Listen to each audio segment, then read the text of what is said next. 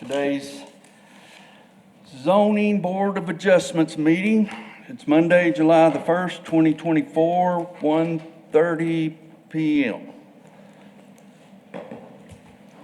I'm going to call the meeting to order, and we can establish that a quorum is present, which there is. And that's item number one. Item number two is review and take any action related to the minutes of the regular meeting held Monday, June 3rd, 2024. Everyone had time to look over the minutes? Move approval. Move for approval. Second. There's a second. All in favor say aye. Aye. Aye. Any opposed? There being none. Item number three, ZBA 24-21, 3634 Silver Spur Drive, Single Member District Number 6, Larry Miller. A request for approval of a variance from Section 501.A of the zoning ordinance to allow for a 20-foot front yard setback in lieu of the required 25 feet. Mr. Austin Reed. Thank you. Austin Reed, planner. This request comes to you out of the Bonham neighborhood. We are in District 6, Larry Miller's district, and this is RS1 zoning. What we have, like he said, is a request for a 20-foot front yard setback in lieu of the required 25 feet. This is a newer housing development, if you couldn't tell. Silver Spur has since built out, and there's about 8 or 9 houses that have been built out as well. We did mail out 26 notices, did not receive any in opposition, but the land developer that owns some of these surrounding lots sent in his support.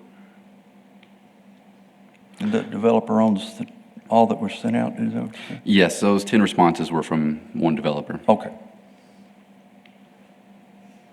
So the foundation for the structure has already been poured. It's just the garage portion that juts about 5 feet into that front setback. Once he learned of this, he came to the city. He stopped development and decided to ask for a variance. We went out and measured some of the other houses up and down Silver Spur, and they do seem to follow that 25-foot setback. But ultimately, we weren't able to find the special circumstances that would allow us to recommend approval. So I've included the floor plan and the site plan, if they help. I know it's probably a little bit hard to see. With that, we are recommending denial, but if you have any questions, I'd be happy to answer them. All right, Mr. Reed, any questions? Mr. Reed? I have a question when it comes to that. So I know out there the HOA requires approval. Has the HOA approved this? That's not something we've checked on. It's not something we typically ask for. Applicant might be able to answer that question. Is the applicant here? I believe so. So the drawing on the right, it says 25-foot building setback, but that's not accurate, I guess is the thing? Correct. That was their approved site plan at 25 feet. The plat as well does indicate a 25-foot building setback. So it's just mispoured?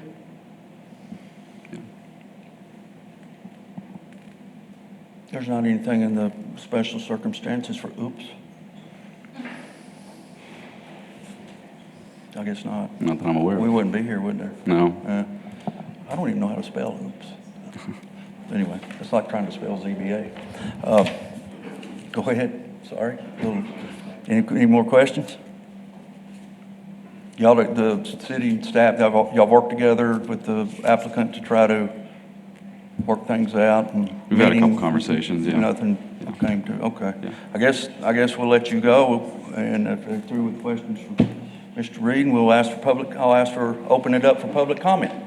Thank you. Hi, folks. State your name and let's get it on. Daryl Calder, I'm the owner of the property and the building. Hi, Daryl. The confusion came with the where the measurement started. We were measuring from the curb line after visiting my brother. He's the GC on the job. He visited with someone at the city. I'm not sure who he talked to, but we were measuring from the curb line and not the property line is where the 5-foot adjustment came into play. To my knowledge, there's not an HOA at this location. I think there's some miscommunication with the address on why they thought there was an HOA, but to my knowledge, there's not an HOA for us to visit with. Again, it was just a misunderstanding with the curb line versus the property line. When we were looking at the drawings, it's got the curve. We thought that curve was the curb line, not the property line, because of the side, the way the line curved. So that's where our confusion was. Okay. then, really quick, just addressing the HOA. So, my name is Brittany Davis. I you'll have work to- with the You developer. need to, ma'am, and, I'm sorry, you need to state your sorry. name. You need to Brittany, state your Brittany name. Davis. Okay, Yeah. Brittany. And I think I'm or Miller District. Anyway, with the HOA, so I do work with the developer and quite a few of the builders in the neighborhood. There are deed restrictions. There is not an HOA. I've talked to multiple other people that kind of heard about the situation at hand, and there is a lot of confusion between Enclave Street in Bentwood and the Enclave at Twin Oaks, because somebody at the city had told the applicant to call Kevin Collins and deal with the HOA, and they're two very different things. This is in Southland, and then Enclave Road is in Bentwood, and as we all know, there were some issues on Riviera right behind Enclave in regards to setbacks and whatnot. But this is a different development. I've spoken with the developer. Actually, one of the developers is here, and they understand that it was a misunderstanding reading the plat, and we're in full support. Okay, thank you. Clifton Calder, DNA Services 2.0, owner and operator. Where I messed up, or where it kind of got me, was on the SKG paperwork. It shows the 10-foot of easement and the 25-foot building line. Okay, well, there's another 5-foot easement before that that's not on that survey. And that's where me and my contractor, or my concrete guy, missed. I did go down to talk to Debbie, and she told me to go by that. I messed up. I should have done more research, but that is where that 5-foot is missing. Who's Debbie? She's the secretary up front. Oh, okay. So is there property pins here? How do you go back to that one? Can we go back one slide? If I touch it, No, the previous one, the SKG. Go back. I know, Ray. Put the microphone in front of me if I turn around and start talking. It's hard on me. Yeah, it's not up there. Okay, well, on the SKG platform, and I turned it in with y'all, I don't know why it's not on there, but it shows, you can see there where it just shows 25 feet, or 10 feet, 25 feet, and there's no other easement shown on there to state that there is an actual second easement. I mean, and I don't even know what it's called.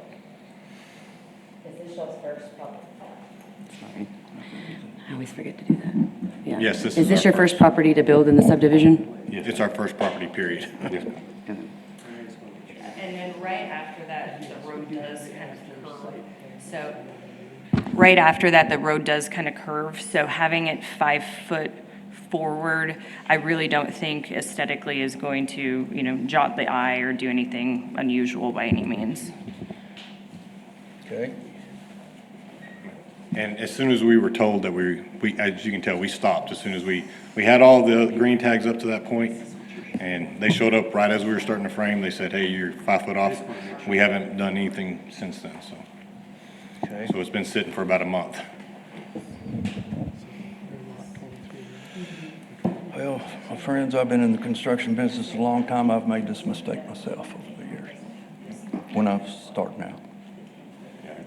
So since the pad has already been poured, is there any way to adjust, and just by looking at it and kind of reading, just by looking and reading, on where you've already laid the entire form, or the pad, Hey, guys. everything, the 5 feet, Okay. I'm sorry to interrupt. We gotta really be- need to be yeah. doing all conversation Yeah. through public comment if we can. Sorry. Not you. It oh, was- see, and usually it's probably me that gets in trouble. Thank you, Brandon. That was my job. Is there any way, since it's 5 feet, is there, We could shrink the garage, but then you wouldn't be able to get a car in there. I mean, that's the only thing that's sticking out. As you can see, the front door actually goes in a little, so the front window right there is a diamond. And then if you've got just okay, sorry. Can you go back to the floor plan? can we go back to the floor plan? Thank you. No, see, we got, most of it's the garage is sticking out. And then on the dining room is to the left. 5 feet of the garage roughly, you know, Yes, right sir. there. Yes, sir. 5 feet of the garage. What's the depth of the garage? Okay, The, this number right here, okay. I can't even remember, sir. Can What you about, zoom? You can zoom, awesome. Oh, look at there. 23.3 or 8, I can't tell. Yeah. we took 5 feet off of that, that'd be 18. There's also 18.8. that curb right before the wall. I'm sorry, I will tell you, I am There's deaf. a, so no, you're it's good, really you're hard for me to good. hear. There's a curb, like your tire stop, so there's like a 3-foot, tire stop there. And even with trying to get rid of that and make it to where they could bump it all the way up, cars are 17 to 18 feet long, so it kinda, I mean, you wouldn't be able to close the door. I mean, 'cause that was one of the ideas that we were trying to come up with, just in case. What about a side entry garage? It's I think the lot, property line. I think the property Wouldn't line and the allow for it. lot, I don't think they, the Oh, way that okay. that's done, the lot I wouldn't see allow now. it to come through. Scratch that, Yeah, very. scratch that. What about, let's see, you already have it's already poured, huh? Yes, sir, and the plumbing and electrical, that was the biggest issue is, I mean, we could move everything back if the utility, water, and all that wasn't right behind the garage door. All that would have to be completely relocated to do that. To take this part and pull it back. Right, if we 5 pulled it feet, back, What all- would be in the way?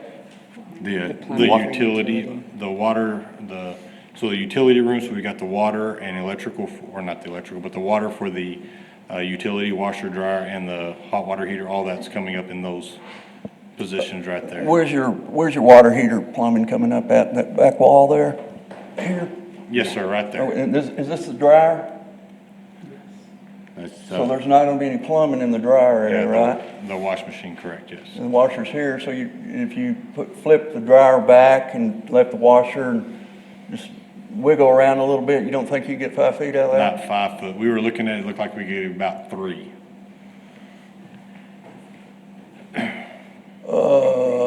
You've got, let's see, bring the zoom down a second. This is a plumbing wall there, that's a no-go. Closet. Little squeeze right there. You got plenty of room in your living and dining to go back, that's for sure. Yes, sir. That cased opening can move. That door, is that a 2.8? Yes. And this is how much here? 6? I ain't getting old, I can't see, even my glasses on. Did you- who drew this? Sides. Yvonne Bell. Did you talk to Yvonne about it? I did, and she's working on some suggestions, but she said nothing would be easy, but everything's doable for the price. Well, that's kind of what I had to do when I got caught one time, you know. Yeah. Oops. Yeah, And, she said she's got the plans and she's reviewing them. She just couldn't get it to me before today's meeting. Oh, I see. Because she's got other jobs, but she said it's doable as long as I'm willing to spend the money. The problem is, well, it's very tight. I understand. I mean, you've been Yes, in it, sir. so. Yes, sir. But yeah, I didn't have a lot of room for But, Mr. this Chairman, kind of Yes, mistake. sir. do you mind if I ask the applicants a question? Go right ahead, sir. Hi, I'm Aaron Vanoy, Director of Planning and Development Services. I know you're stopped right now, but what is your timeline? How much is this affecting your timeline? It's a construction loan, so it's all based on that. So I've got, it was 30 days delayed already, plus the weather was, which that we kind of figured, so. Right. 2.5 is 30. The reason I've got I, about 65, 70 days before I start paying interest on it.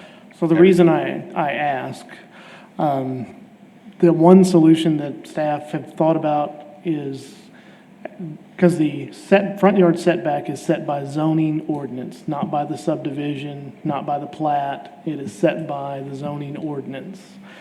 The only way to change that is to do some type of rezoning, potentially a planned development that would allow that front yard setback to be a difference than the standard 25 foot. Now, that means you're dealing with multiple owners, maybe a larger area, because we don't like to do just one lot at a time. We would rather maybe look at that block.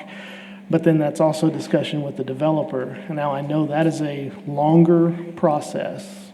And that's my concern, is that I know everything, time is dollars. We understand that. So, but if we're not able to qualify for a variance, is there another option out there?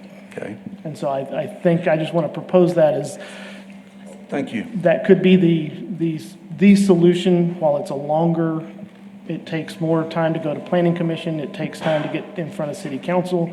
We can try to fast track those as possible, as fast as we can without, we have to meet our state deadlines on certain things, but that might be a solution. But it involves more than probably just them. So I just want to make that as a potential solution. Okay. How long do you think the process would be? The challenge is today's July the 1st. Correct. Planning Commission is July the 14th. I don't think we can get our state required notice out for the July Planning Commission, which pushes it to August, and that's a long time. So 6 weeks. So I think that's our challenge. We could get it to city council after that fairly quickly. It's just, time is running very short.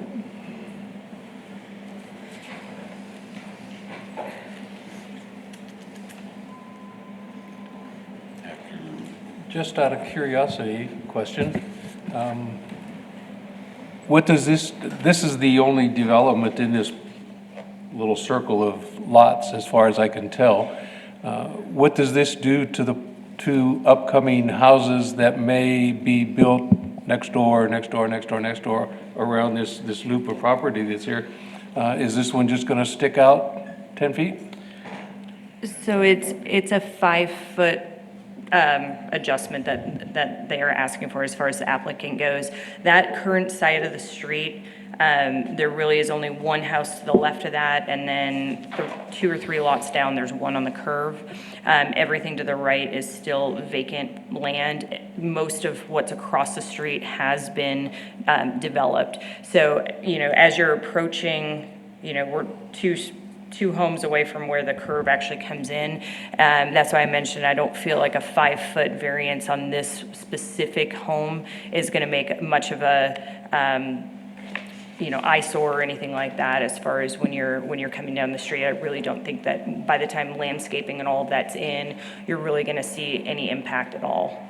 Everything on that side is facing the other direction. in that Okay, big so square. if a property was built next door and the garage sticks out that much, is it gonna be a hindrance for anyone to be able to see as they're backing out and somebody coming around since it's on that curb? No, you've got, so you still have 20 foot, and I don't know, Eric left. Oh, no, you're right there. Do you know the street width offhand? That, I believe it's standard 40. width of 40 feet. so you've got plenty of sightline visibility, plus the homes across the street on Silver Spur, those all have rear entry garages. So it's really just this side of the street that has a front entry.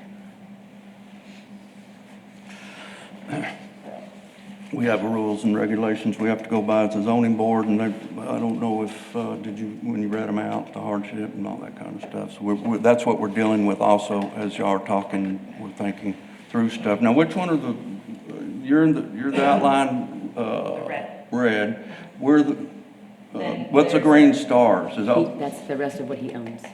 Well, that's what the developer, West Texas Land Guys, Okay. currently owns. now the very end one down there, looks like it has a lot of width to it. I did glance, summary glance at it, and if they went 25 feet on that end one down there, they're gonna have a hard time getting a house on that particular lot. On 3650, For 3622. The very, yeah, 3622. Is it 3622 you're talking about?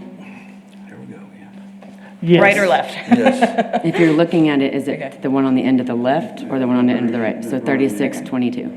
the odd-shaped lot. Oh, yes. 3622. And I wasn't so sure about the next one, if it might have difficulties too at 25 feet. It might not work better at 20 feet, and thinking about all through this. And I think 3618 has a house there, if I'm not mistaken. so, No, that doesn't. I think what, It does. Mr. Benoit's talking about, he might be able to help those other, especially that one lot down on the end. By adjusting. Yeah, the 20 foot on, yes, sir. And, yes, sir. No, absolutely. State your name, please. Any suggestions? Eric Von Rosemary, West Texas Land, guys. So I just want to say we're in favor of the variance, first of all. Secondly, based on what Aaron's suggesting, everything to the right of this house that's in question, the one immediately to the right and the one after that, those are deep lots, so it's not going to get affected too much. As you go closer to Canyon Rim, because those lots are getting into an angle backing up to the lots that are on Canyon Rim, the 20-foot, in fact, would probably help. The lot right there at 3618 has a double frontage on it, or a double front setback. So a 20-foot would definitely help. I see. I don't know if it's possible, this would be a discussion for Aaron, or a question for Aaron, but if you feel strongly that we could get that rezone for those lots right there, because everything else around it is already built, so it's not going to affect them. But if we were to get the 20-foot off of a rezone just for those lots that are left, going to the right, if we were able to do that, would we be able to just get the 25 on 3634, or the 20-foot variance today on 3634, and then go through the process on the other ones moving forward? Okay. That would be my suggestion.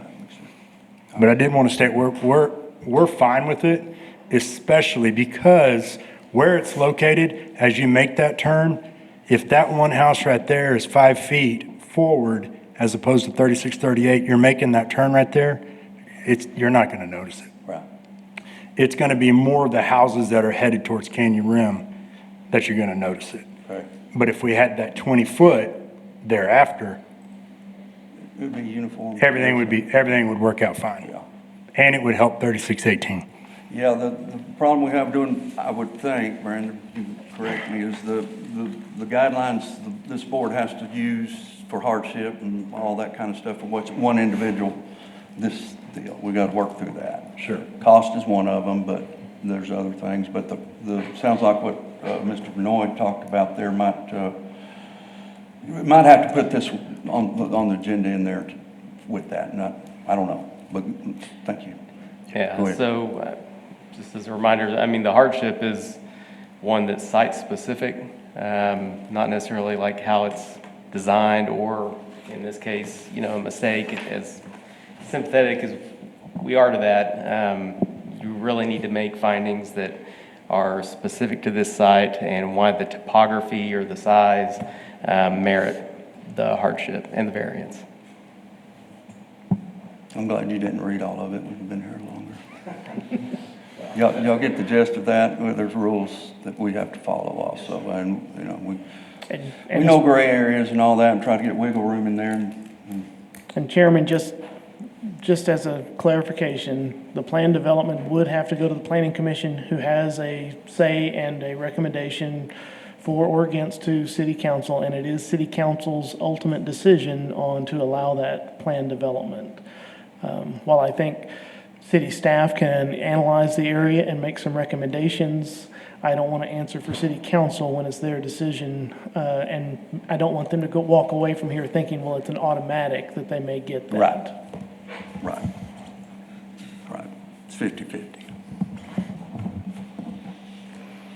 Is there any, if we do the process, replat, there's not anything they can do to keep going on with the construction while we find out whether it'll be approved or not? I would say currently, there's the hold on the property. It is a huge risk for them to do any more. I mean, they're going against something, and if they don't get it, now they've put more money into something they Yeah. can't inhabit, and I would recommend against that. Okay, there's our options, pretty much. The redesign of the plan, y'all keep going. I'm just one vote here, and I'm not saying anything about the rest of the board, and I'm not calling for the vote yet, but you kind of you have the picture of hope you have a picture of what we're dealing with.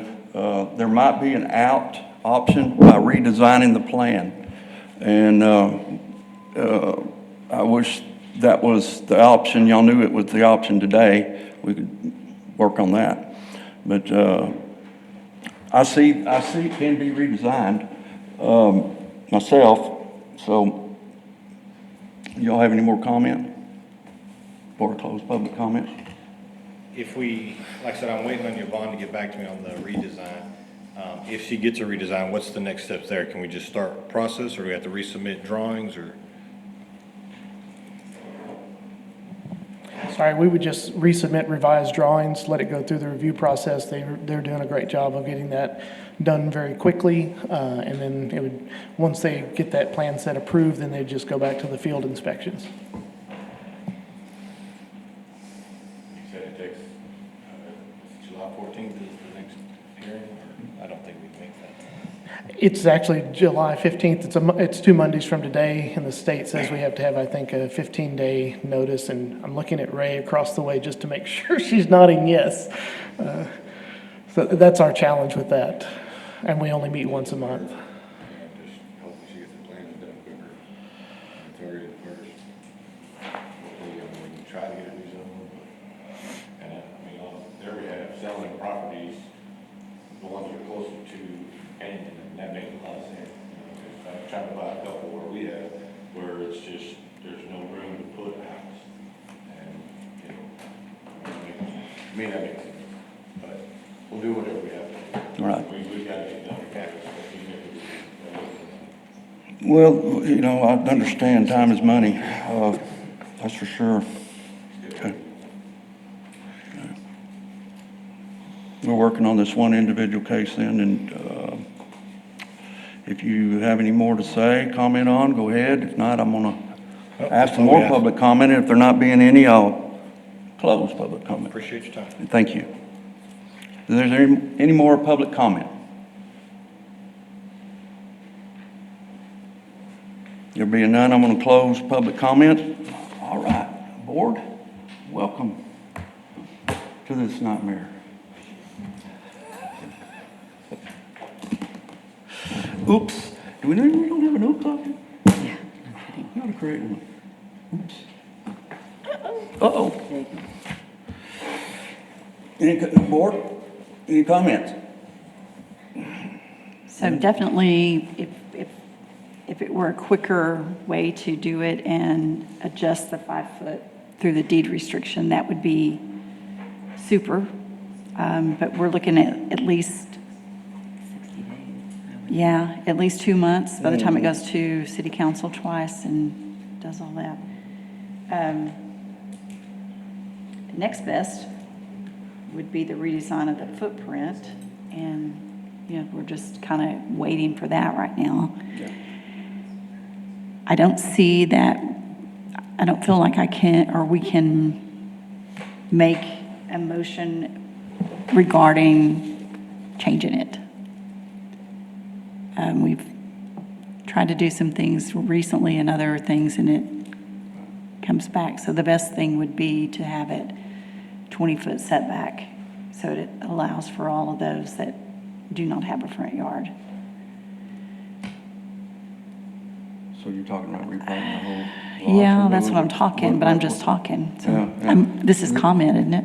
Yes. Okay, No, thank you. Yeah, we're So gonna have Aaron- to, we're gonna have to vote on this particular case. So let's say that they're going to move forward with trying to get the deed restrictions changed to 20 foot. Meanwhile, during this process, if they get something from their person that's drawing the plans, that they can adjust and move forward, they could go ahead and adjust with that, and this still would be in place for the 20-foot setback, or what? That is correct. So whichever remedy they come up with first, they're able to move forward with. If that remedy is a redesign and that's a quicker option, they can go ahead and apply for the rezoning, to rezone that and change the setback, and those processes can be moving forward together. if the redesign ends up being a work for them and their client, and they decide, okay, we don't want to go through with the rezoning, and they're able to remedy it that way, they're able to do that as well. Okay, But we still have to vote on this particular. right, right. No, I know that. Good question. Trying to You figure get, it out. I think what you did is you into some options. I think there's several options, and So on the deed restrictions too, are you saying that they would have to apply for that? Or would this be something that we could move forward from this meeting stating that those properties need to be changed as far as the restrictions? Well, usually we have the property owner apply, and in this case, if the property is still to the right is owned by the West Texas Land Guys, they might have a joint application that would come to the city. And we'd be happy to sit down and work with them through that quickly to get that going, but I don't think we usually don't city initiate these in a neighborhood, usually. Okay.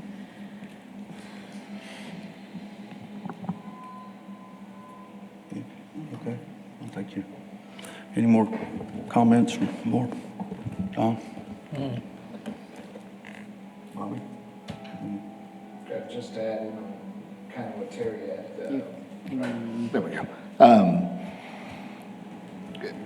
Leaving those two options available then with us as a third option, if everything falls through, if we were to not vote or table, a few months of interest expense is way better than putting up a home or halfway through and you're told no.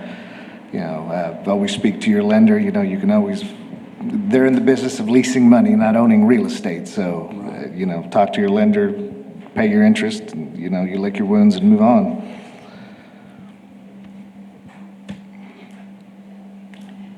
I do want to thank you guys for stopping because that doesn't always happen. And we appreciate that, and that's a good way to prevent you from spending extra money. So if we table it, is that gonna, Yes, one moment, Rick. go ahead. No, I'll open it. Do you want to comment? You want to comment? We're on board. So if we tabled it, and then they did the application, and it went, would it really add that much more time to the process if it already got changed? And they wouldn't have to come back for a variance? But it would still leave it open for them to get approved for the variance without, how does, If it matters at all, if y'all do table it and they go through the process of the PD, yeah, I mean, you're gonna have to go to planning commission first and then 2 readings at city council because it's an ordinance, because it's a plan development. So, I mean, it probably won't be until October. Oh, wow. So if we were to approve it, would it speed that up any? Or was it'll bounce to the planning commission next, right? Well, if you're approving it without making the findings, then, I mean, that's problematic. But I don't think you can condition your approval today on them maybe getting a rezoning in a different case, because, I mean, that goes to planning commission, so y'all have no say in that. Kind of in a rock and a hard place. I hate those horns of a dilemma. All right, I'm gonna close board comment, I'll reopen public comment. It's okay, I'll wait, thank you.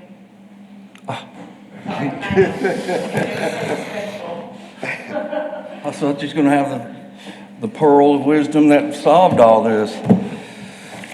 Help, help, help.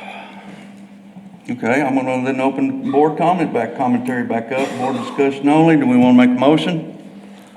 I think everything that I can think of been commented on. I don't think I will have any help with any of my comments. I'd like to make a motion.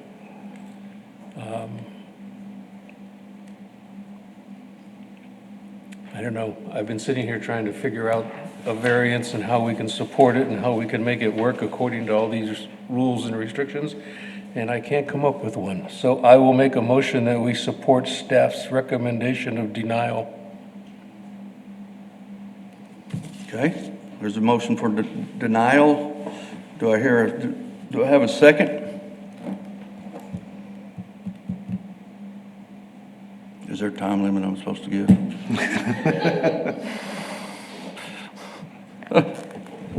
10, 9, 8, 7, 6.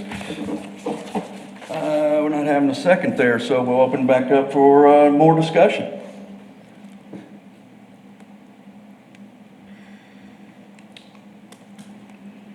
Do you have the list on, that we can look at for the reasoning? Have a presentation coming up, and I got a cheat sheet for you. Okay. Or if you want me to. Is it on here?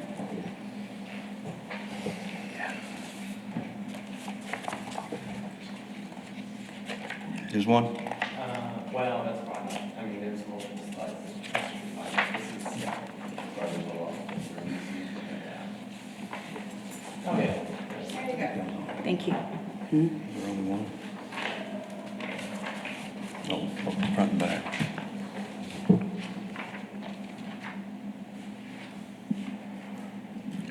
I just don't I see. just don't want to put us in a situation where this is the other 10 or 12 lots that have to be done individually, each and every single time. Yeah.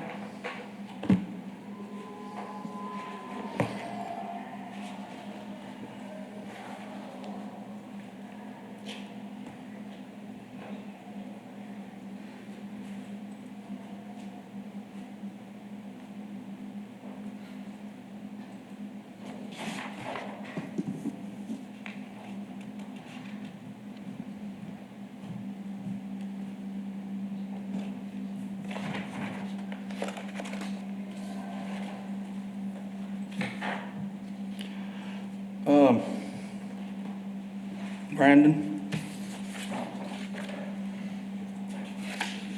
Is this what y'all used to get them here?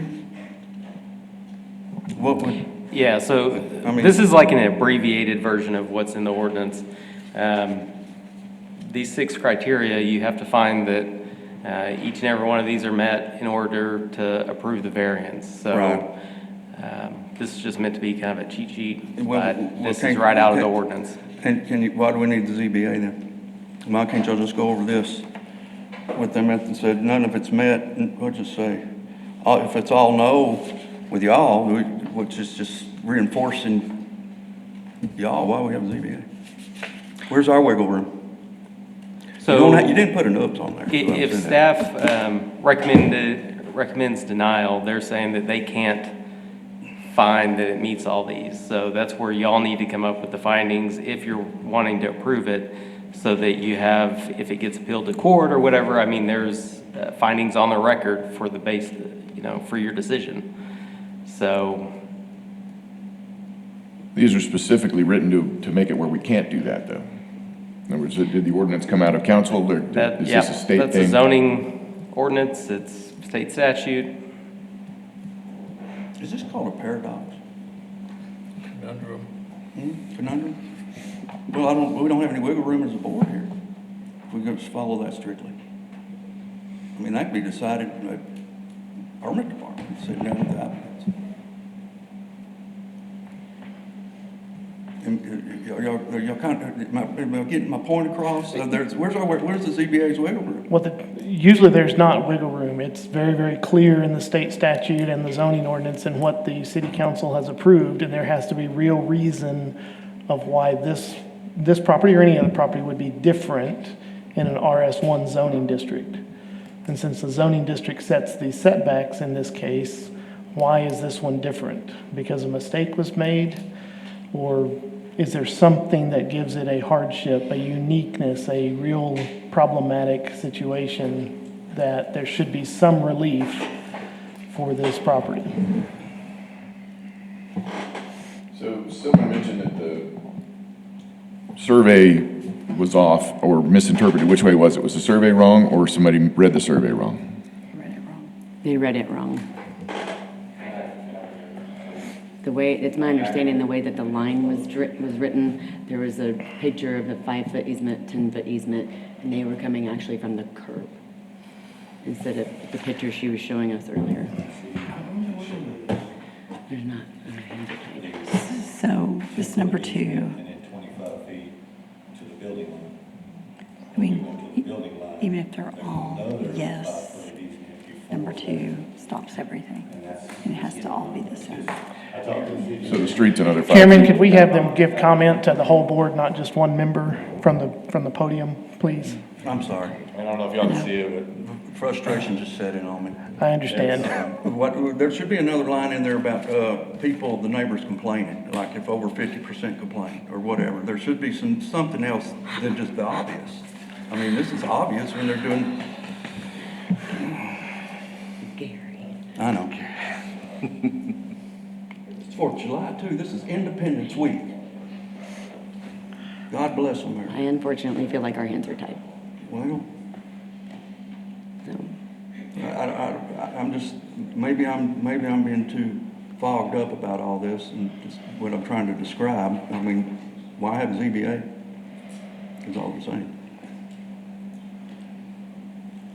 so they can get to see our pretty faces every day. I'm sure they're enjoying that, you know. We ought to charge for admission. Offer a motion. Let's get it over with. Yes, it is. Yes, it is. Gary, and technically you guys may see something that staff does not. That is another reason. Ma'am? You may see something that staff does not see. Is another I do. reason to have the board. I do right now, I see it, but it's And not I think we obvious. also have a board is so that the applicant has the open ability to have everyone be heard and it not just be one way or the other way. It's kind of like a jury of your peers, Gary. Yeah, but, I know, following the rules of the jury and all that kind of stuff. Yeah. Sometimes. Yeah, I get it. Almost. Still no wiggle room.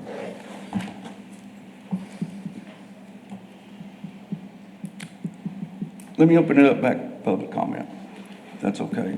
The applicants, can you come up to the podium?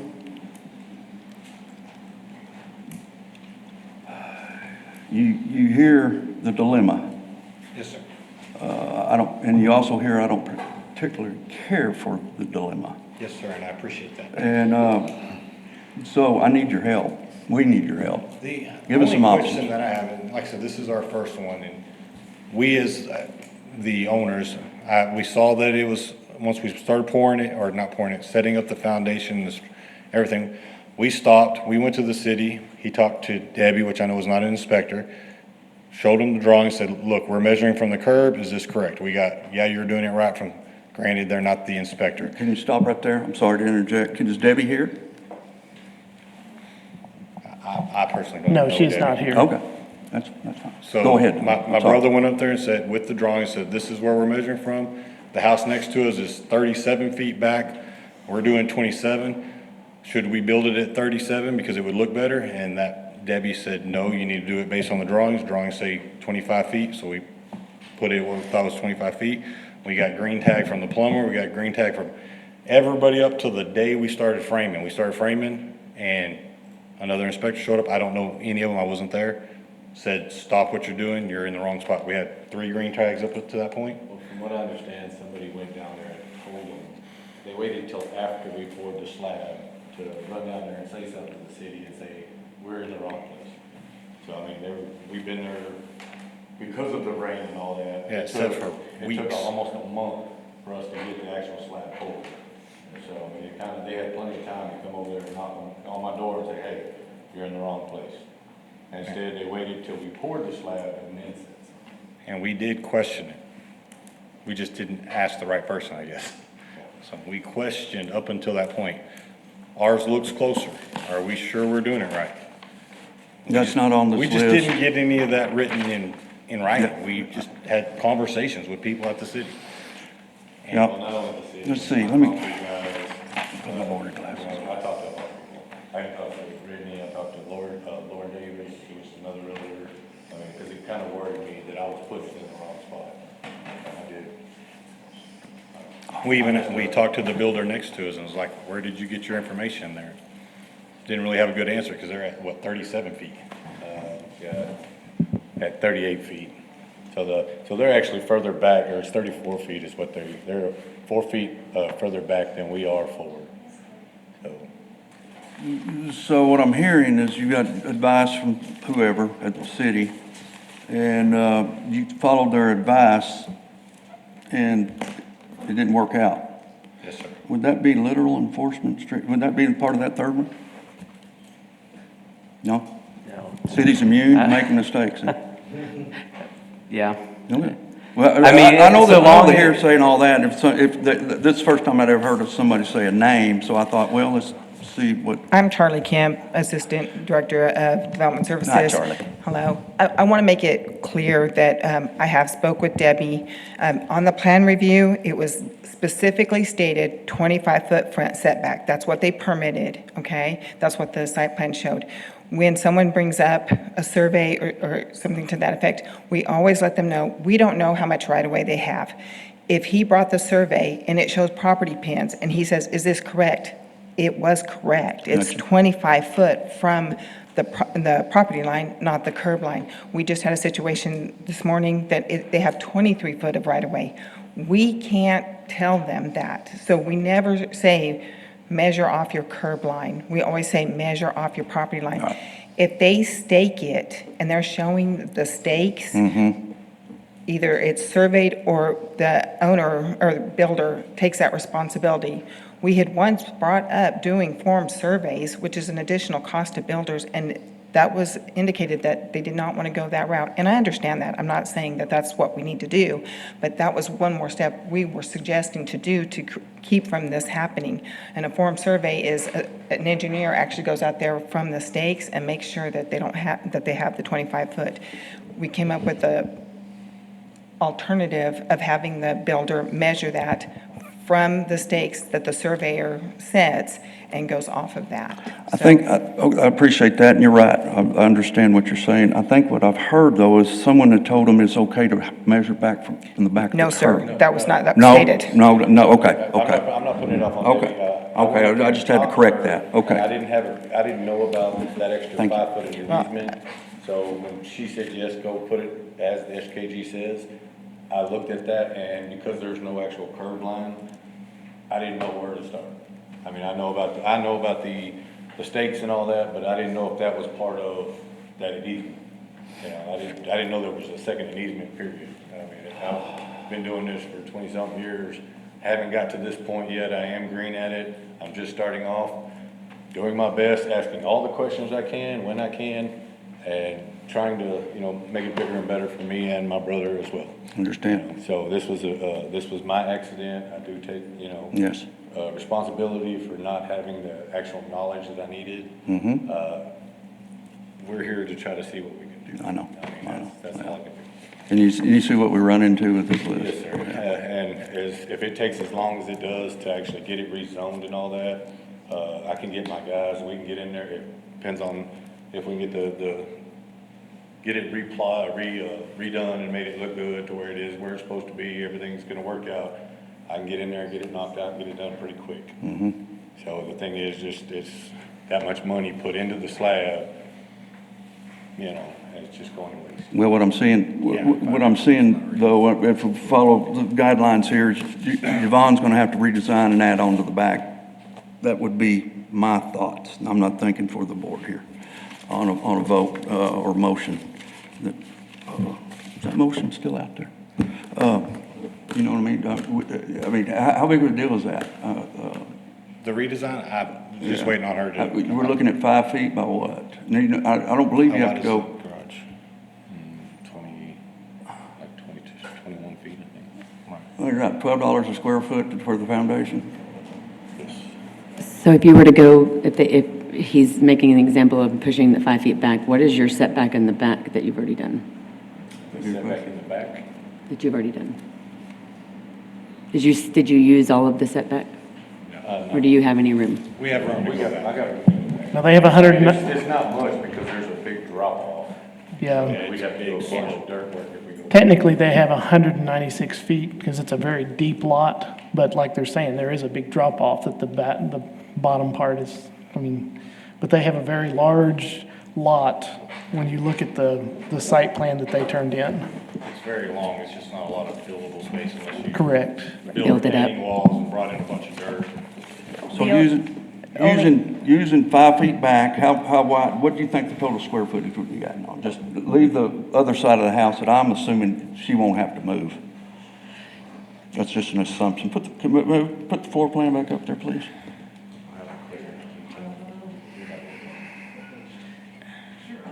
Right there. Okay. Oh, here we go. Ready? Got it. All right. So let's see.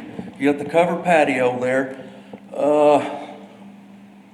You know, and I know how many problems we can run into when we start moving one thing, it creates another, and I'm not gonna try to get anything, but it looks like to me, real quick, that she only needs to move back to the back of the house there and even leave the covered patio where it is. So let's take those numbers right there for now. What is the width of here to here? Can you read that?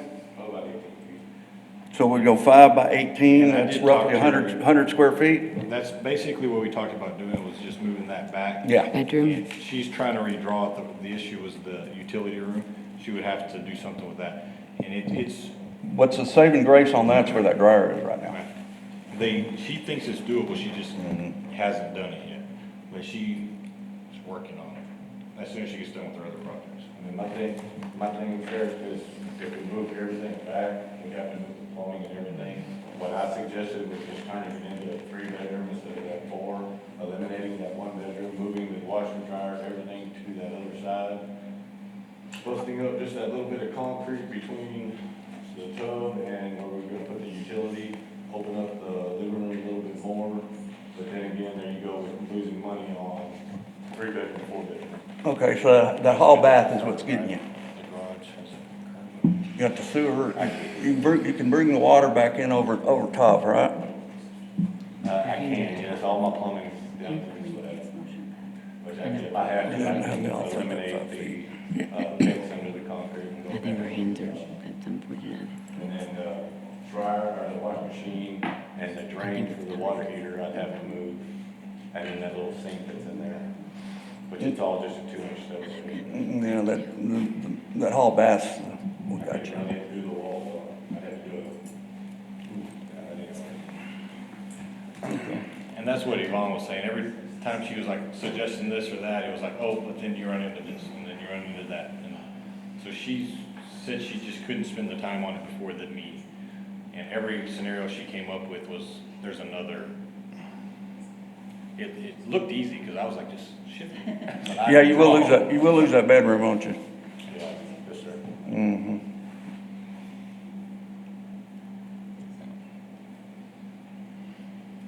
What'd your plumber say about moving that?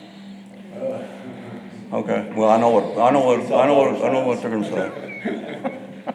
Yeah, he said the same thing everybody said, is everything's doable for a price. Where's the sewer coming out? It's coming through the front, left, and then the water main's on the right side. Here. Yes, sir. So feeding water to it's really not that, it's the sewer, isn't it? Yes, sir. Yes, sir. Yes, sewer lines, and then with just the curb in the garage, we'd have to do something with that step up there for the cars to park. The tire stop, Tire stop, yes, sorry. is it shown on the plan? I don't see it, but anyway, it doesn't matter. Okay, yeah, the sewer's an issue, and since I'm not, have any expertise in plumbing, I'd have to leave that up to a plumber to guide me on that one. The water I see can be done pretty easy, keep it at 4-bedroom. Okay. Oops. All right, Appreciate it. thank you. You want to bring the motion Unless anybody can say we can try something else, I'll ask for a motion. I guess I open public comment, you close it again. Board commentary, any discussion on the board on what was just put in front of us? If they're not, I'll ask for a motion. I unfortunately feel like our hands are tied. I understand the situation, I understand the hardship on it. But we really have to match certain things to approve it, and that's just not there. And it ties our hands, in my opinion. Okay. Is that your motion? Really?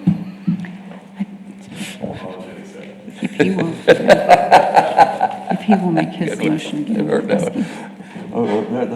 know that wasn't a motion, right? No, it And technically wasn't okay, either. all right. Well, I'm just making sure. You know, give me a break. It was board commentary. I know, I forget where I'm at. Where am I? If we had the Any more motion commentary? again. That's good commentary, by the way. Does that make you less mad at me? I'm never mad at you, Gary. No, well, one of the few. Any more commentary? No. I'm gonna ask for a motion, so make a motion. You want me to repeat it? Yes. Repeat the motion. Yes, sir. I'll make a motion that we, how do I want to say this? I really don't want to say it, but I'll make a motion that we go along with the staff's recommendation of a denial for this variance. There's the motion. Do I hear a second?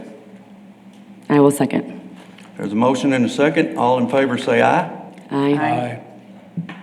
Not a happy aye, but an aye. If let's see, that we don't, okay. Aye. So, I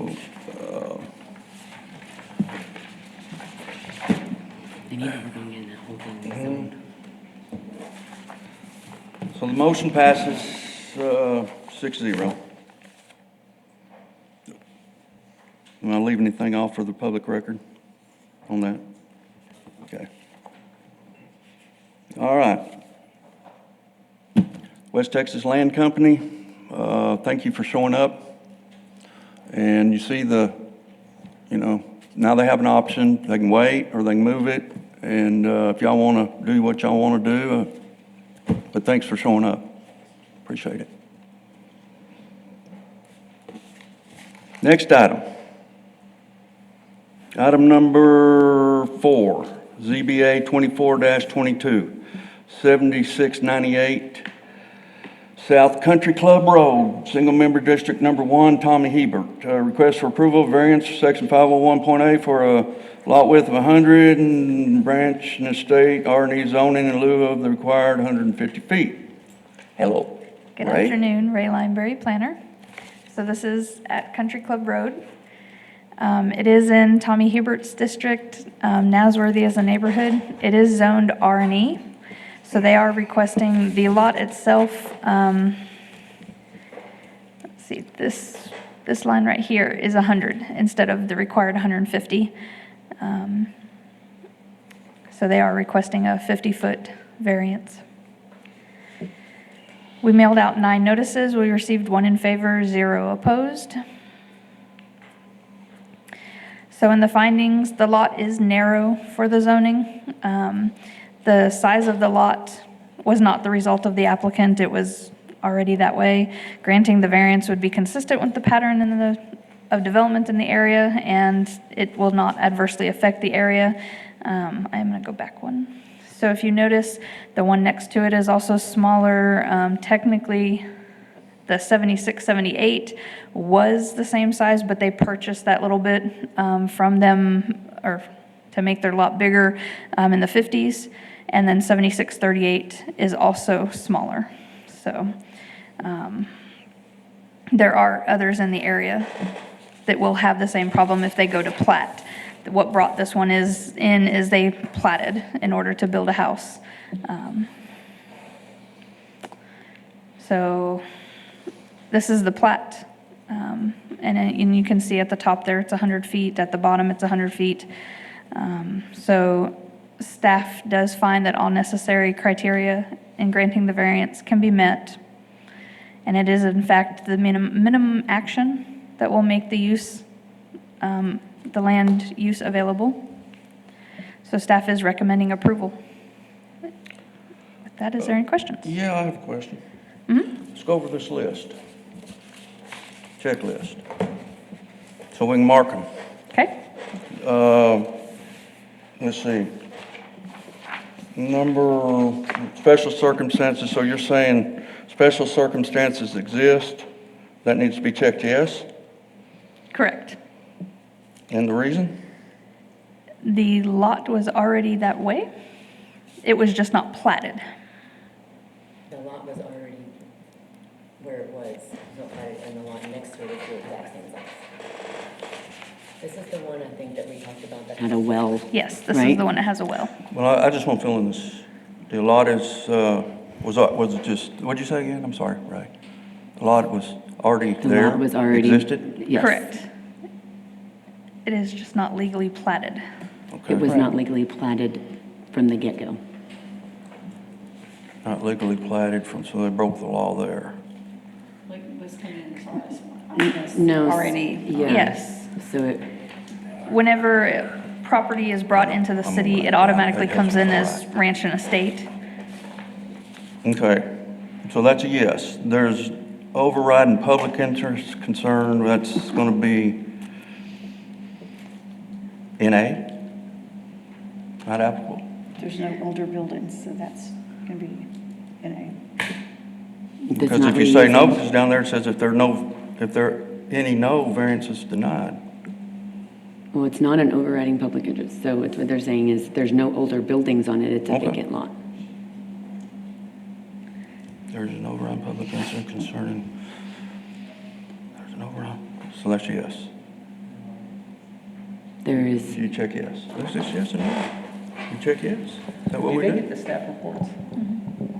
Yeah, is that what we do? Well, So there's a staff report that's attached to this well, I item. know, but this was thrown at us The today. staff report has all these, and it has staff's narrative for why it meets each of those. Okay. I mean, I understand the point you're making, I'm just not but- sure how to answer that, the second one, that's all. The So, second but it's a one? yes, it'd be a yes. I mean- So literal enforcement, strict this ordinance would result in the customer satisfaction consistent with General Census ordinance. Yes. it just says one or more of the following circumstances would apply. So So our ordinance could probably I'm use just some trying to cleaning find the up. wiggle room in all this. But- Because I'm real confused why we're even needed. sorry, I didn't hear what you said, that last part. You're talking to my, I'm deaf, remember? Well, I'm dumb, so We all are up bear here. with me. I'm not the dumb one, though. There you go. So I'm guessing that since they're in approval, we're gonna approve it, right? Why don't we get on through that one and then we can discuss this? I'm with you. Well, I'm with you that I don't like this. Yeah, I was just trying to get it clear in my head if we're gonna have this in front of us every time to go through. This and- seems to be designed to make sure we can't override it ever. Yeah, But I think it also, it's gonna depend on the specific zoning. So like this one was ranch and estates, which has a different requirements, preliminary, everything, unless it's just RS one or anything else. so it'd be just approving. So this technically, I mean, this is a layout of what it would be in general, but each of the zoning areas are gonna have specific criteria, just like commercial would. And we're just checking off the jury list. Recommendation. I'm just giving you my opinion. All right. Thank you, Ray. Thank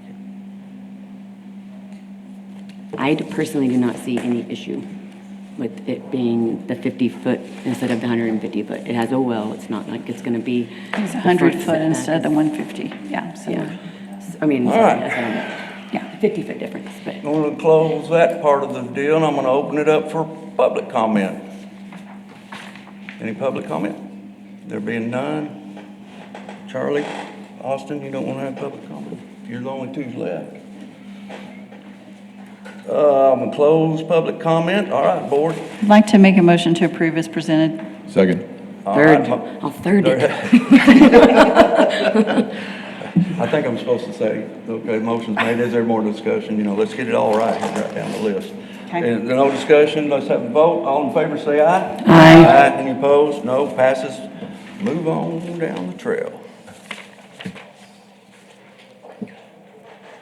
All right, number 5, a review of the zoning ordinance, section 207, the requirements for granting a variance. I think we've already done that, huh? Yeah. I don't know, I may have a couple questions. Yeah. It's interpretation. Try and be brief. So, for the very reason that You need to state we your had name, the, sir. I'm the Deputy City Attorney, Brandon Dyson. We struggled today with these cases, and so this is why I wanted to talk about this. I think it's obvious, but what is a variance? It has to be site-specific approval for a specific property to deviate from the city's zoning ordinance. So city council has established the zoning ordinance. So when we're talking about flexibility and all that stuff, if you want that, I mean, maybe we can bring an item back to recommended changing the ordinance and go through the council process to do that. But the ordinance is what it is. And it allows for variances in the specific circumstances that y'all have been struggling with today. So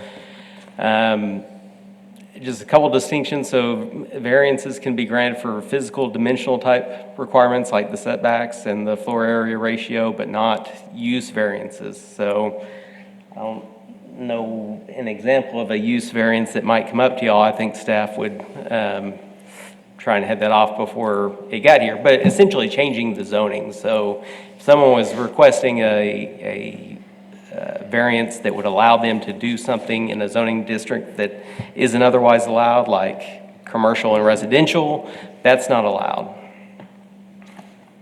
One that comes up regularly to staff is intermodal containers as storage buildings in RS1 or RS2 districts. So we have a very specific thing in our ordinance that says they're not allowed in those districts and a few other districts. To allow them through a variance would be a use allowance, not just the container itself. Okay. So that being said, where does that fit under this checklist? Well, it's coming. So, Okay. so the variance authority comes from a couple different places. We've got the Texas Local Government Code, which that's the state statute. But we're a home rule state. We're home rule, and it sets the minimum requirements. So I'm going to show you those in just a second, but we also have the zoning ordinance, which is 207. It's those criteria that we've been looking at today. It says number one, it incorporates the state requirements, but then it also expands on those. So when we're talking about special circumstances, there's no definition for that stuff in the state statute. That's all interpreted either from case law or local ordinance says what those things are. So that's in 207. So the government code didn't address that, what you just said? No, like things like hardship, not defined in the local government code. That's why we have the ordinance to say what those things are, and there's also cases that say what a hardship can or can't be. So this checklist is coming off the San Angelo zoning ordinance? This had nothing to do with the local government code? Well, it does, because the ordinance incorporates the state requirements. So this was in the state? Yeah. Okay. Yeah. Because we are a home rule. So the hardship piece of that, I mean, clearly what we did to those people today is a hardship, but you're not going to view that that's sufficient, right? Yeah, obviously having to rebuild that, there is a financial hardship, yes, but that's not the way the law views the hardship. Hardship can't be self-imposed. I mean, he admitted here that he made a mistake. Yeah, I got it. Yes, we all make mistakes, but that's the requirement. Also, we have a San Angelo Code of Ordinances that just creates the board, so the state statute requires us to have a ZBA. So I think earlier you were saying, well, why are we even here? Well, we have to be here. I think I've read that different when I've, over the years of summary reading that kind of stuff. It is a requirement though, huh? So general law cities, Yeah. their city council can be their ZBA, Okay. but not for home rule. Okay.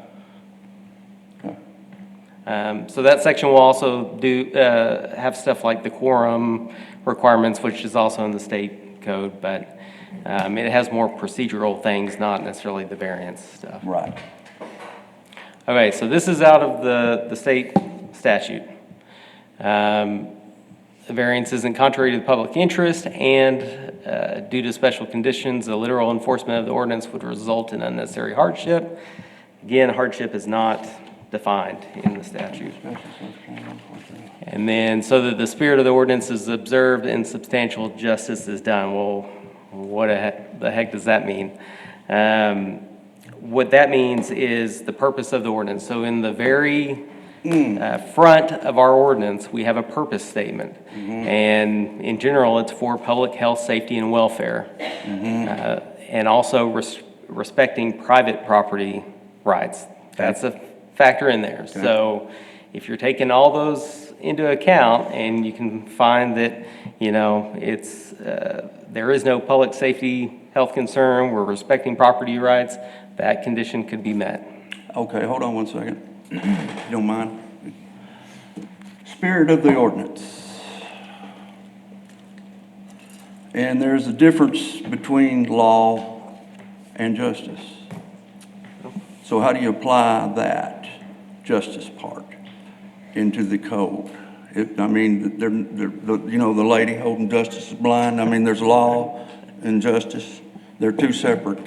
They're not the same, I guess is what I'm trying to say. Well, I mean, I think you have to weigh the interests of the applicant, the person who, you know, is trying to get the variance against the interests of the city as a whole. Public health, safety, welfare. I see.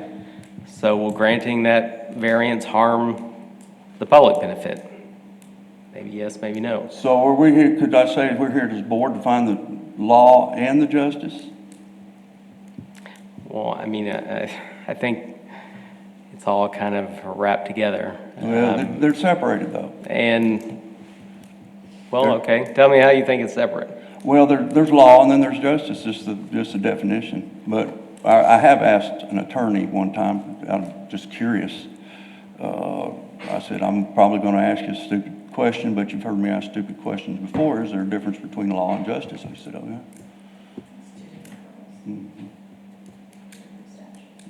Well, but that's the lady, that's the two. You're trying to balance law and justice. So 101, he told me, he's an old man, he said, man, you're taking me back to 101.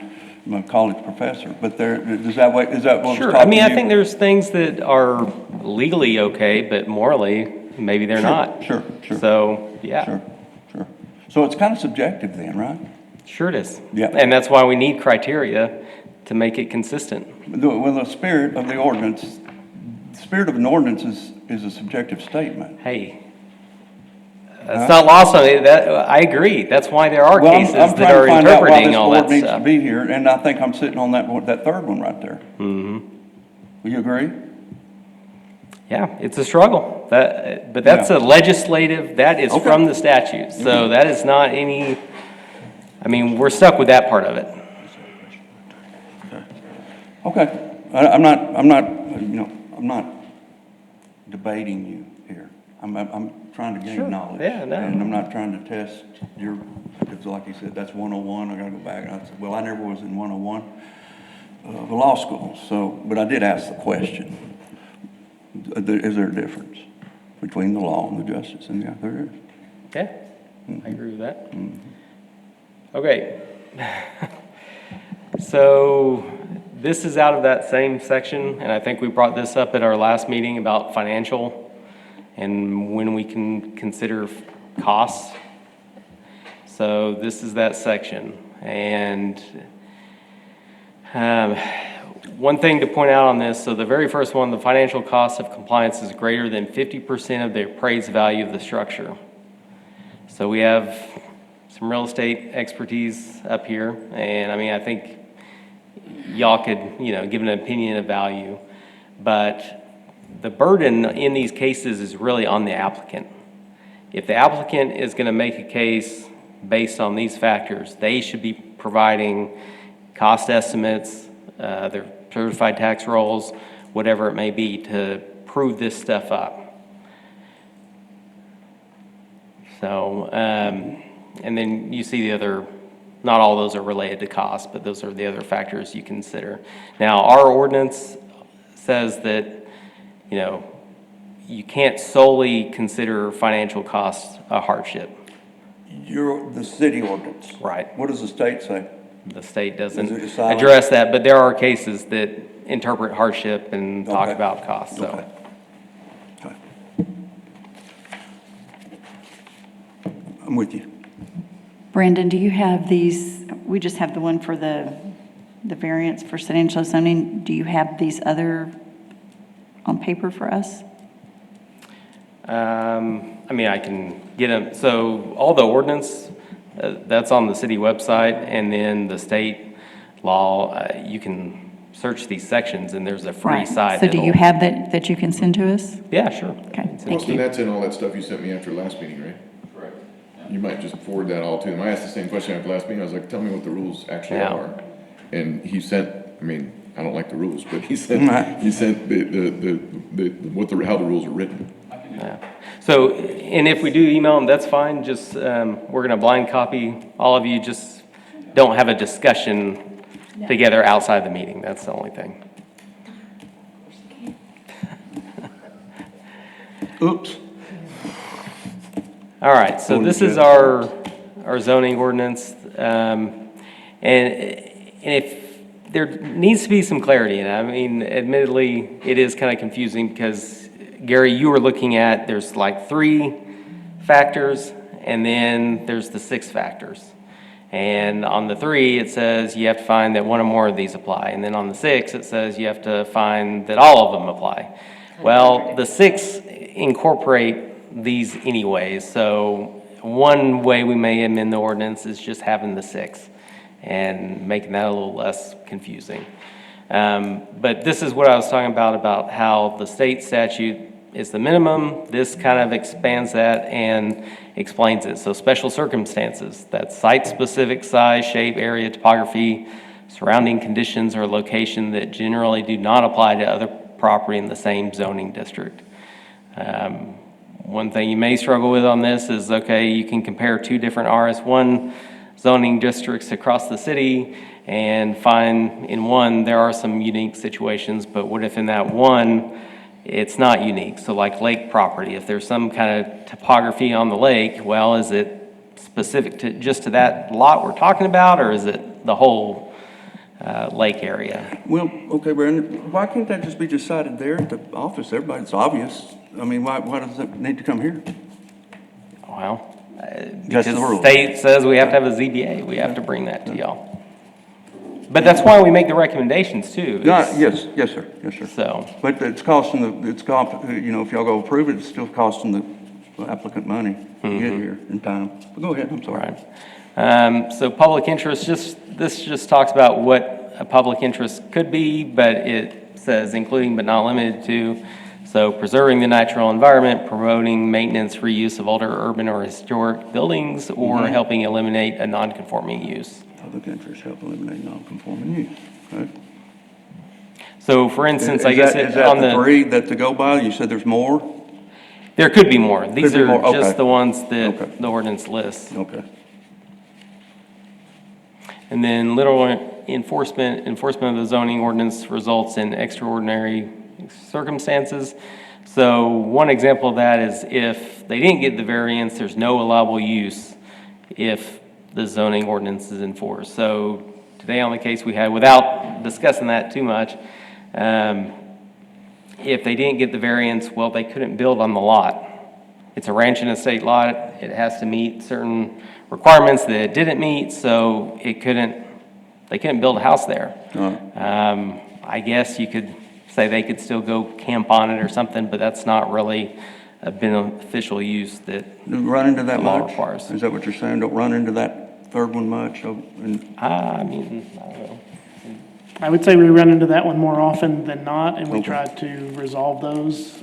Sometimes it's within an administrative adjustment of a administrative variance because of some setback. Or instead of being able to utilize the land in the proper zoning, that we would allow or deny, and city staff have a mechanism to do that.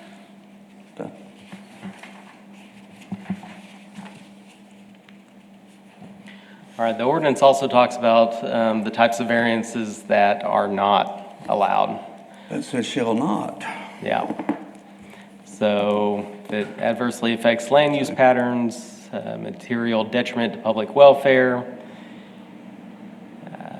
not the minimum variance that will relieve proven hardships. On this one, if someone comes in asking, I want a 20-foot variance, but they could do their project with only a 10, I think you can't just grant a 20-foot variance if there's no basis for doing that. Allow use not permitted in a zoning district where the property is located, that's a use variance. Relieve applicant of conditions caused by illegal subdivision of land, so I think this might happen That's kind of changing all from the time to isn't time. it? So there's certain requirements, if you're working on your land, that require you to plat. If instead of platting, you just give someone a deed and come up with your legal description, that may be a situation where you've illegally subdivided. And y'all are getting that from the state? No, this is out of our Yeah, local. the cities, Yep. local, okay. The home rule. Yeah. The state has some thing they go by, but it's a minimum, and this has Yes. been added. Yeah, these are Okay. trying to explain. Yeah, well, the state I've requirements. understood that splitting off of acreage has changed over the years, you know. But go ahead. Yeah, I mean, there is a platting exception. Yeah, okay. Yeah. Relieve applicant of conditions that are self-imposed. We kind of Yeah. talked about that already. Be solely to make the property more profitable or reduce expense. So sometimes you hear the phrase like the highest and best use of property. In this context, no one's entitled to get a variance to get their property to be the highest and best, most profitable use, but they do have to have beneficial use of the property. So they have to be able to do something with it other than just go sit on it. And I'll get into this in a little bit, but it touches on a regulatory taking if they can't use the property beneficially, so. Modifies conditions imposed on a conditional use or planned development. So I think mostly ZBA cases happen before planning commission, but sometimes they may not. So if you get a planning commission case that they approve a conditional use, and as part of that, they impose conditions, those conditions can't be varied by this board. I see, okay. Even if a mistake is made and it's already down, they don't, there's variance. Yeah, if it's approved by planning and it comes in just for that specific conditional variance, and it can't I be. mean, planning commission may be able to rehear it if there's a case made, or a mistake made, rather. Wasn't there one with some kind of guy was transposing the minutes or something? I don't know. But anyway, go ahead. And then it would not just affect the subject property, but would have a general effect that would merit a zoning change or amendment. So an example of this, the open structure overlay, y'all had, I think, 12 variances coming up. And I think Terry suggested, why don't we take a look at the overlay? And we did that, and I think we cut that down to maybe 2. Yeah, I think we cut it down all the way to 1, so that actually helped. Yeah, so that was an example of, well, instead of granting a variance, maybe we need to look at the ordinance and it's a zoning ordinance amendment that would help that. Okay, and then y'all have seen these. This is the 6 criteria that you have to find in order to grant the variance. You also see one of the earlier sections that we reviewed that have the special conditions. It also says that you'll have in your minute record the specific nature of those circumstances which justify the variance. So these 2 sections require you to make findings, and that's important if it gets appealed to court.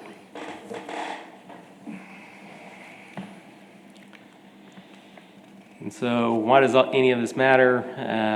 Variances help prevent regulatory takings. So we've all heard of condemnation. If the government comes and condemns your land, they have to give you just compensation for that. But that's a physical taking of the property. If they're regulating it in such a way that you don't have beneficial use of the property, you can only just go and sit on it, then that's a taking as well. So the ordinance allows for variances so we can try and prevent those situations. Well, it allows with a lot of caveats in that allowance. I'm sorry? A lot of caveats in that allowance. There are a lot of caveats, absolutely. Yeah. I'm trying to find the one that we need as a board. Yeah. I think I found it, but that's all right. I'll have to bring, oh God, F. Lee Bailey here, but y'all probably don't even know who he is, do you? I got a little more modern. Who's Johnny Cochran? Who am I gonna need? What are- Who am I gonna need to bring here? I mean, you know, who's a hot lawyer now? That's not Percy Foreman now. I'm going way back, but anyway, All right. oh, you know, you gotta have a little humor in life. What the hell?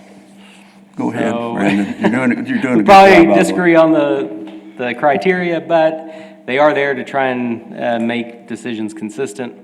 If you're applying the criteria, it's not meant to be flexible. It's not meant to help someone out. It's meant to meet all those requirements that we talked about, the public health, safety, welfare purpose, while respecting property rights.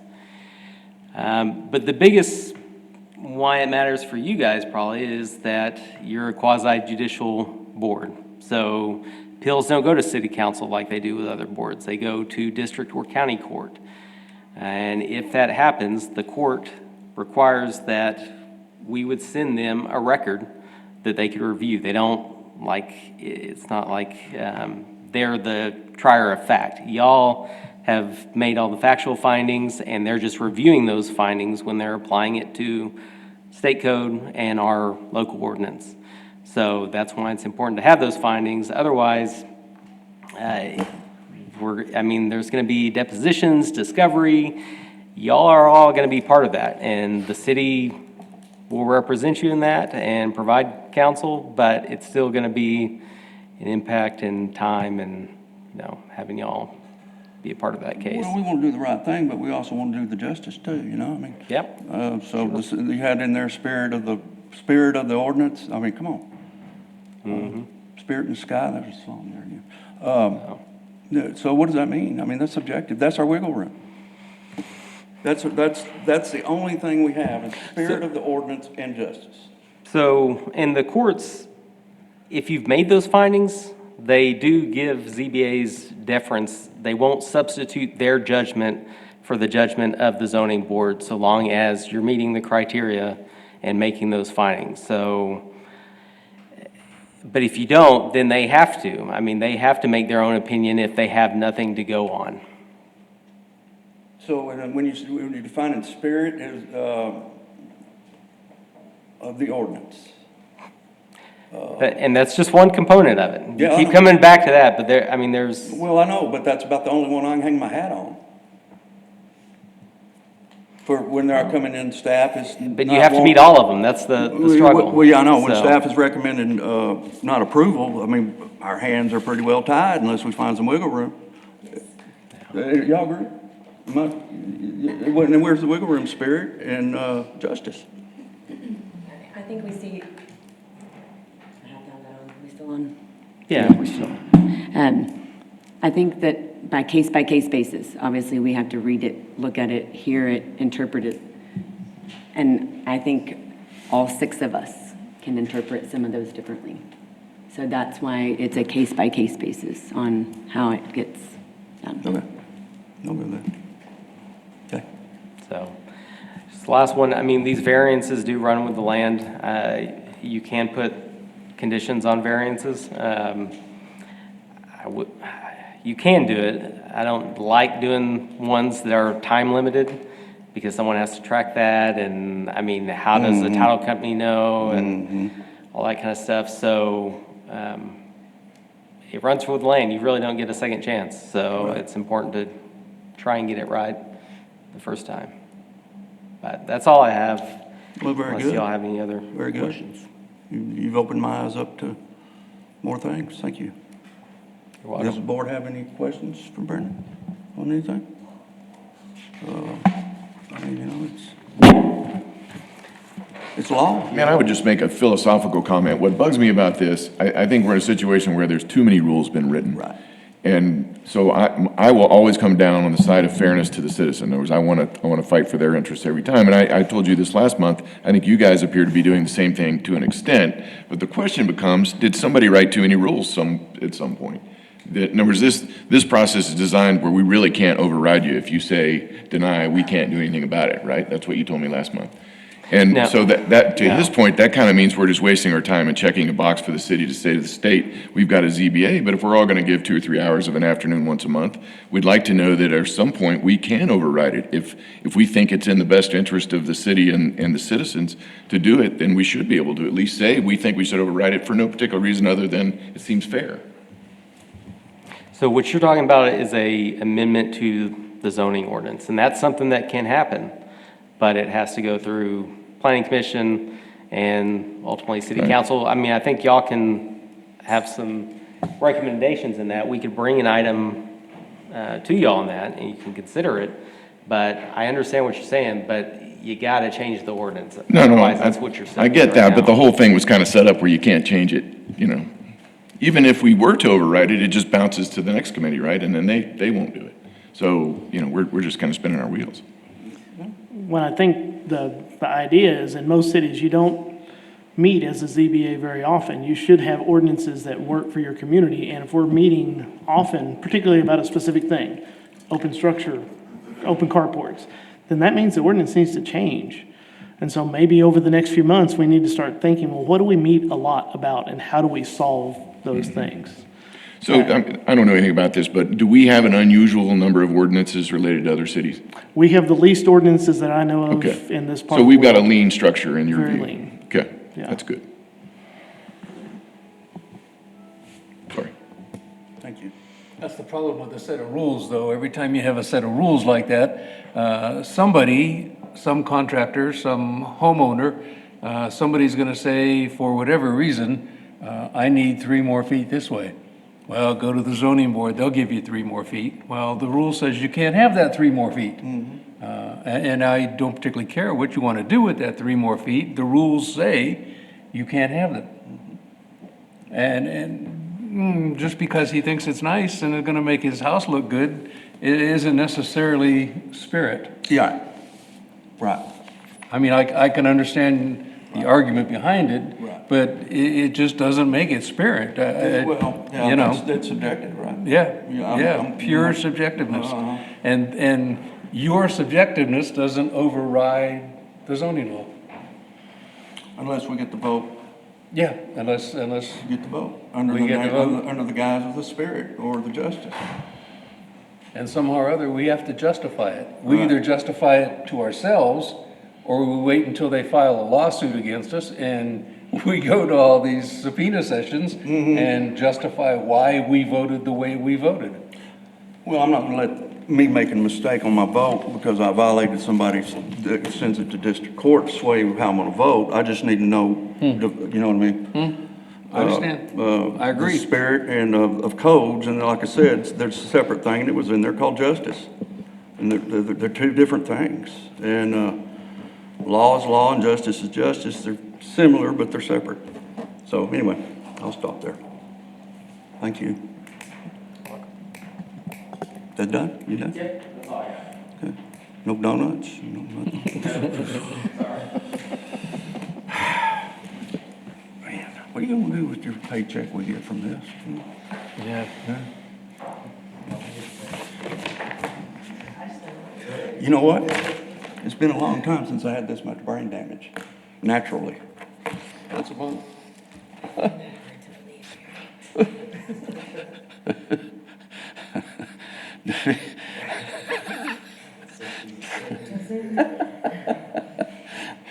Item number 6, division report, that was it, right? You just did it? No. The item number 6, hello, Mr. Planning Director. You're my Mr. hero. Chairman. Yes. So staff's been working really hard on learning the ordinance, and really that's what this board needs, is for us to come back and say, this is the ordinance and here's where conflicts are. Because I think there is some areas in our zoning ordinance that are problematic. I think the open structure overlay is one that's a challenging thing of why does this neighborhood over that neighborhood? There are some other things, even in say either one of the cases today, those were different setbacks or distances. Do they still make sense for when it was created? Now, the challenging part of that is those things are not a short process to change. They need true evaluation. They need real educated input from our entire community, not just here's what we think. Because we want to make sure that our ordinances reflect our community and are working for our community. Because otherwise, again, I do get the sense, just like maybe Commissioner Laster said, we're just kind of spinning our wheels here. What's the real point? And so we want to know that, and we want that feedback from you guys too. So if you have suggestions, ideas, hey, come teach us this at one of the meetings, we're happy to do that and talk about how it's in there, why it's in there. Doesn't mean we all agree with it, but at least we can talk about it and make some decisions with it. Democratic process, right? So we're happy to do that going forward. That's all I have today. A question just occurred to me as you was talking on the 25-foot building setback that we just went through. Is there a percentage of wiggle room allowed if they're encroached by 1% over? Is it an unwritten policy of side setbacks and front setbacks? Is there a policy procedure that we might not be aware of? So within the code, there is a 10%. 10%? Now, I think in the past, city staff has given that 10% as an automatic. I'm not sure that if we really looked at the ordinance and said, all right, we're going to judge you guys by these rules, are we also following the same rules?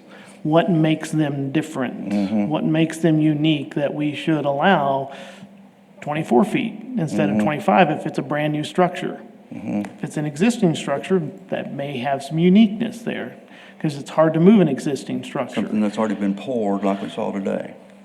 Yeah. Now, at least that one had the right plan, everything that they submitted. But I do think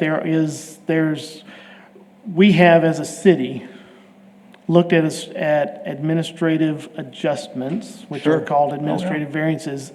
But kind of the hard, fast benchmarks, 10%? Right. Okay. But if we are expecting our zoning board of adjustment board members to say, all right, here's the line, why would we not expect our staff to do the same? Now, there may be some specific circumstances that it makes sense, but. Isn't that an administrative adjustment? You wouldn't have to come here? Correct. There's still a cost and all that evaluation that goes into it. And all because someone requests one, that does not mean they get one. Gotcha. So in the case of Silver Spur, thinking about that 10%, could you just offer them 2.5 feet for their reconfiguration?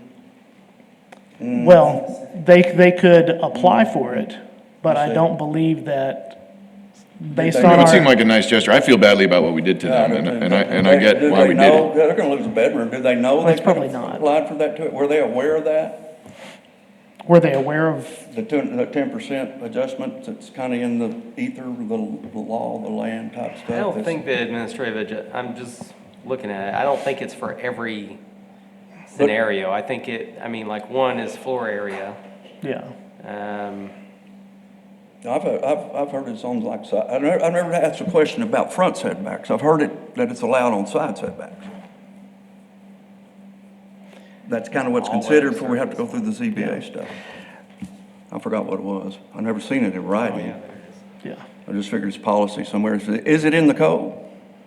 Yeah, there's an administrative adjustment provision in the code, yeah. Yes. Would that have applied here? Well, we know that answer. I think the rules for deciding if it's worthy of that are the same as that were heard today. You think? I believe so, yes. I believe so. Well, and also, remember, I think Tony said she had already gone and talked and given options and shown, and as he basically put it, he would just take his chances with the board. Yeah, I guess, well, it's over. Forget it. I don't know, but at the same time, I understand, But I feel bad because it's How called many on the board knew compassion. that existed? So what they're saying, we can That bring it 10%? back to 22 and a half. We didn't ask the question. I didn't know. Yeah. That's just one of those things, it's just not, it needs to be brought up more often that we did the 10% adjustment analysis. It does not apply to this case. and so on and so forth. Right? We can consider looking at that, yes. Yeah. Yeah. See, moms don't have too much brain damage, do they?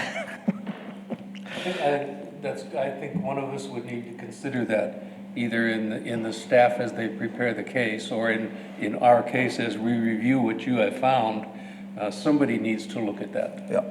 Well, I will like to say, when staff is approached and somebody says, hey, I need 5 foot of variance, the first thing staff does is say, okay, does that meet the 10%? No, that can't be administrative. You need to apply for this instead. So staff does look to see if somebody comes up and says, I need this much, we say, is that within the 10%? No, then you need this type of application. But this was already poured. Correct. But again, he had come in saying he needed 5 feet. So staff would have said that doesn't fall under the 10%. Yeah, this one was kind of unique. Yeah. Well, yeah, but it should have been read into the record. Yeah. But that 10% might really help them with reconfiguring. In other words, that's all Yes. their really only option is to go Versus 2.5 rebuild it. feet. But that 2.5 feet might allow them to get all that figured out with a line. Yeah, to keep that plumbing issue they have, it could help. I mean, we do say to them, you know, like when he would have said, hey, I poured it and it's 5 feet, we would have said, well, 10% is administratively available. Okay. And So he is already aware that that was administratively in available? most cases, that Was is, this that one? is what staff says, is, well, 10% is administrative. But this was not. But this Was he aware of that? He was, multiple staff members had worked with him coming in, and he was asking for more time and faster, and we said, well, this is not administratively available at 5 foot. But then they- We did not specifically say, you can have 2.5 feet. Part of it is philosophical. If there's a Correct. 25-foot setback requirement, why would any of it be administrative? Now, in this case, we're going to say, well, because he poured a concrete pad in the wrong place, it should be. I'm not sure that that makes a lot of sense, but that's something we would have to evaluate on a case-by-case basis. Yes, but it might have helped him, it might help him. But remember, we're not, and I know this sounds, I know that's why It y'all sounds have me, that's why y'all contradiction. have me here to try to help them. But, we are not here And to, us. we're here to have them follow the ordinance. right. So if that 10% rule's in there, it should be in the presentation. We've tried this, it did not work. We can do that on our presentations. But that 10% is still available to him if he reworks. That he can apply for the He- 10%.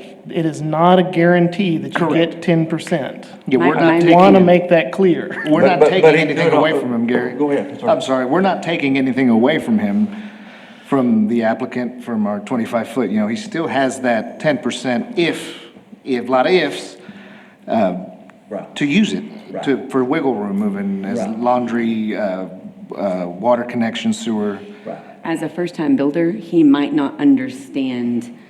Right. And that's why I was That, yeah. asking, did the city specifically say? He there's is a this- first-time builder in the city of San Angelo. He's a longtime builder in Midland, Odessa. I'm trying to combine the two and the whole thing, hey, give us 20, or we'd like to use the 10% rule. Can't be done? I don't think it's an optional, it's to help not a me- multiple choice question. It can't It's- be under one application? Part of an They could apply for application? both if they chose, yes, Okay. So it's all in the wording and how they apply it? yes. Okay. If So when city I'm sitting staff there- when I'm sees sitting that there- it's, When I'm sitting there trying to help him redesign his plan, I didn't have that 10% in my head, of course. right, which And when is he never lost that- needed. And I missed losing that middle bath. Well, that was gonna be the stall, so he's gonna have to bring it down to, that 2.5 feet might have helped. It I worked. understand. I think their But main my- thing is they're talking about communication. Yeah, but my point is that that 10% is not the solution to this problem in this case. Because he It didn't might ask- be in some cases. Because he didn't ask for it. Had nothing to do with whether he asked or not. Okay. So you're saying that that doesn't need to be applied into the presentation each case of something like this? I don't think so, but we're happy to do that for you guys. Okay. Well, if something's allowed, Get that, I think he'd always be It's always implied that it's not, denying it. yeah. I Sir? mean, if he puts that in the presentation, it's going to be implied, it's always denied. I mean, he wouldn't if that solves the issue, then it doesn't come to y'all unless the applicant appeals that decision. I didn't say solve, I said help. Okay, but the administrative adjustment is denied if it comes to you. So what help is it gonna give? When I'm trying to figure the hardship on the money side, I went the full 5 feet. Okay, but you still have the criteria that you have to meet for what they're requesting, No. Well, so, but you can't put the two in one thing. That's what I'm saying. So we denied it, all of us here, but offering the 10% after the fact is a different solution. In other words, we said, okay, here's your two, you can go try and change the rules, which will take you forever, or you can redraw your plans, but that 2.5% or 2.5 feet becomes really important for redrawing the plans. And I just think that'd be a nice time to say, hey, have you thought about this? Right, but I the criteria is understand not. It was an up or down vote on the first Right. question. Yeah. So I get your point, but it'd been a nice gesture on the second part. I think it solved their problem. That falls under the spirit, and that it goes into justice even. But the criteria is not different depending on the amount of leeway you're giving, I guess. The 2.5 feet or 5 feet, you have to meet the criteria anyways, because he's already denied the administrative adjustment if it's getting to y'all. So the 2.5 feet or whatever it would be is out the window. And on this particular one, obviously, he didn't apply for it because it was already poured. Right. So I think what they're saying in the future is that if it's, I think that everyone's concern on communication is that it's just openly acknowledged that this might be a possibility if you're within that footage. So when I know he's looking at it to where it's like he could have pushed the front porch back, or maybe a beam or something. What's the redesign, $200 a square foot? But, I mean, obviously, it had already been poured. There was, and that's what we were dealing Just with. so y'all know, we've got another meeting that's coming along here, but just to reiterate what Brandon said, regardless of whether you give the percentage or not, they still have to meet the criteria. So staff cannot give that administrative grant unless they meet those criteria and he is certain they meet it. If he's not certain and he wants to bring it to this board to decide, then you still have to meet that. So you can't give the percentage unless you meet those criteria. Why have the percentage? That is a state. No, A why lot have the of that- percentage? And I mean, you can throw give me, it out. well, no, Rick, I'm serious. I don't think today is the day to Give me debate an it. example of where that would apply then. The If 10%. there is a hardship of some nature on the property, which is very unique to that property has some unique feature about it that makes it unique to all the other ones, then staff can say, okay, clearly this is, whatever this hardship is, allows it to be different from the others. And because it meets that different criteria, then they can give that exception. Is that, you would have to, there's a million different things I guess you could come up with that could be an exception. To be quite honest with you, those are hard to find. Yeah, sure. Yeah. They're very hard to find, so they're Gotcha. not common. Gotcha. So that 10% is not a saving grace. I mean, in this situation, our final decision on it probably would have been our staff recommendation.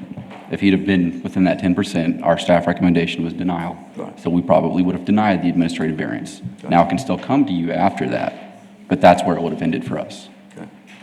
Thank you. Thank you, Rick. All right. Let's see, that was, division report, back to that one. Oh, God, I gotta read this. Item number 7, public comment. Issues or concerns not on the regular agenda may be raised by the public at this time. Citizens should speak from the podium, address all comments to the dais, and begin by stating their name and address, single member, district number. Please limit all remarks to less than 3 minutes. Is it quick enough? Okay, there are no public comment. Next meeting agenda, next meeting of the zoning board adjustments scheduled to begin at 1:30 PM on Monday, August 5th, 2024 in City Hall Mezzanine Reading Room, East Mezzanine Reading Room. Item number, what was that? 9, adjournment. Do I hear a motion to adjourn? I oppose. Just kidding, camera in the sky.